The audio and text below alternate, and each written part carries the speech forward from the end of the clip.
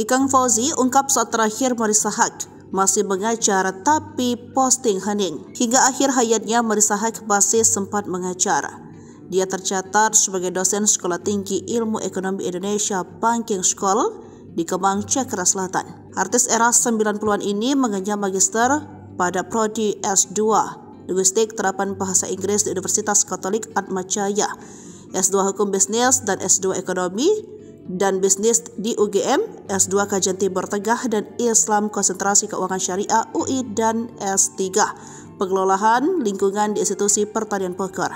Kepergian Marissa menimbulkan duka mendalam di hati Ikang Fauzi dan anak mereka. Postingan Marissa Haque 21 September 2024 terkait hening seperti menunjukkan adanya panggilan Allah. Malam hening tetap berjuang dalam tenang sampai Allah Subhanahu wa Ta'ala memanggil kita pulang.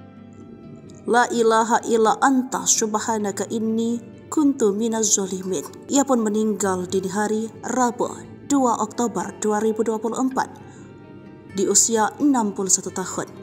Di mata Ikang Fauzi, Marissa adalah istri dan ibu yang hebat. Seperti diceritakan adik Marissa yakni Soraya Haque yang mengungkapkan pernyataan Ikang Fauzi.